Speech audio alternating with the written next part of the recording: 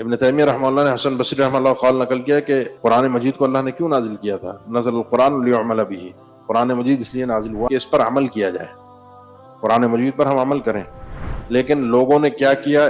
اس کی تلاوت کو عمل بنا دیا. فاتخذوا تلاوتہ عملا، اس کی تلاوت کرنا عمل ہے. صرف تلاوت عمل ہے، لیکن مفید ہے اس وقت جب آپ اس کو سمجھتے بھی ہوں اور عمل بھی کرتے ہوں. خالی پڑھنا اور کبھی نہ سمجھنا، کبھی اس پر عمل نہ کرنا، کبھی جاننے کی کوشش نہ کرنا، اسی لیے تو قوم اکثر مسلمانوں کی گمراہ ہے. یہ اختلاف کیوں ہے؟ فرقوں کا اختلاف کیوں ہے؟